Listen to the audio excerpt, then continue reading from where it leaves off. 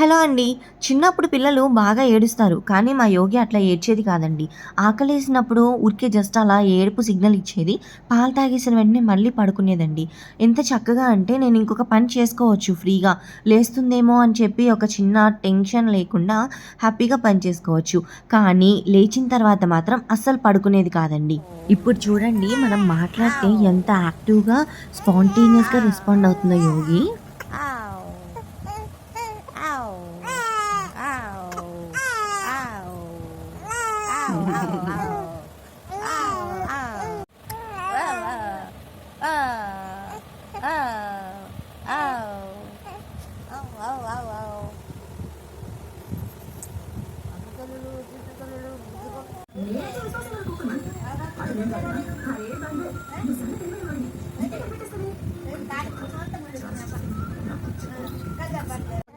ఒక్కసారి లేచింది అంటే మళ్ళీ పడుకునేది కాదు. పాలు తాగినా కూడా కొంచెం సేపు ఆడుకొని పడుకునేది.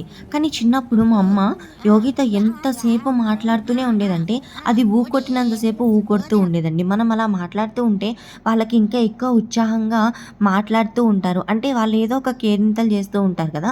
మనం సైలెంట్‌గా ఉంటే వాళ్ళు సైలెంట్‌గానే ఉంటారు. సో, అట్లా కాకుండా ఎప్పుడు ఏదో ఒకటి దాంతో ఆడుకుంటూ ఉండేదండి. మనం సైలెంట్‌గా ఉన్నా కూడా ఏదో ఒకటి ఊ ఊ అని చెప్పి మాట్లాడిస్తూ ఉండేదండి. అండ్ మనం మాట్లాడుతూ ఉంటే ఎంత యాక్టివ్‌గా ఉండేదంటే అండి యోగి, చాలా యాక్టివ్‌గా ఉండేదండి. ఏడుపైతే చాలా తక్కువ అండి.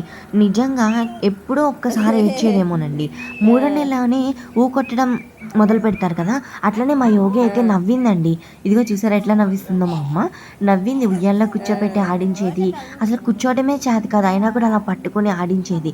అండ్ ఇంకొకటి ఈ దొంగ పిల్ల ఎట్లా చేసేదంటేనండి పడుకున్నప్పుడు కొంచెం సేపు చూసేది. పక్కన ఎవరైనా ఉన్నారా? నన్నొక్కదాన్నే పడుకోబెట్టేసారా అని. అలాగా ఒకసారి పడుకోబెట్టి కళ్ళు మూసిన తర్వాత మనం లేస్తే వెంటనే లేచేదండి.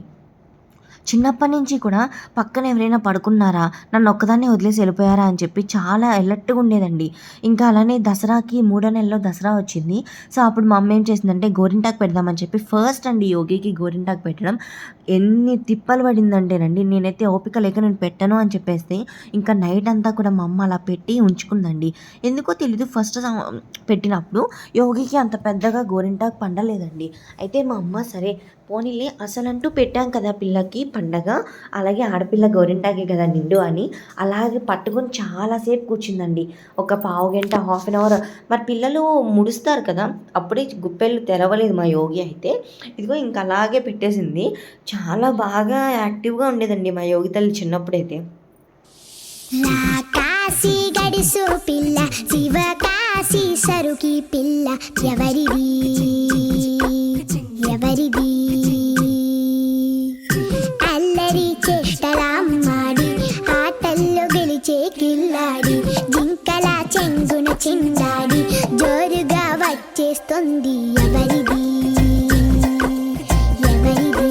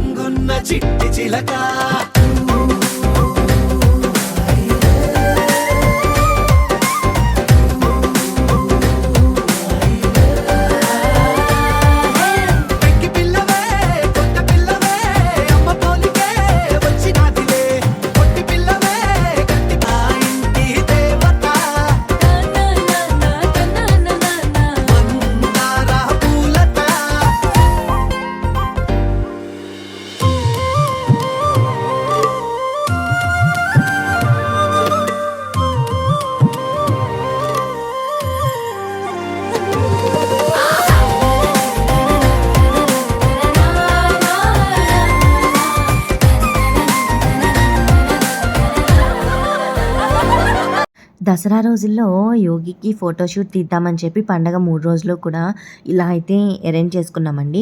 సో, మా సతీష్ గారైతే ఫ్లవర్స్ తీసుకురమ్మంటే చామంతులు, గులాబీలు తీసుకొచ్చారు.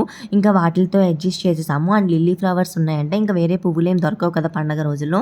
అందుకని చెప్పి ఇలా అయితే అరేంజ్ చేసుకున్నాము. అలానే మనకి దసరా అంటే ముందు బతుకమ్మ, అలాగే అమ్మవారి నవరాత్రులు కదా!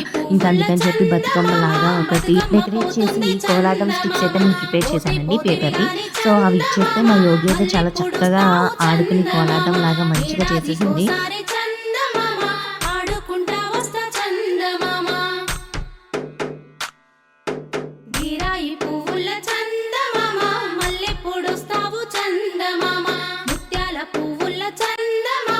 మా యోగితో థర్డ్ మంత్ మెమరీస్ అండి. సో, థర్డ్ మంత్ మేము యోగికి చేసిన ఫోటోషూట్ మీకెలా అనిపించిందో కామెంట్ బాక్స్‌లో కామెంట్ చేసేసేయండి. మాకైతే చాలా బాగా నచ్చింది.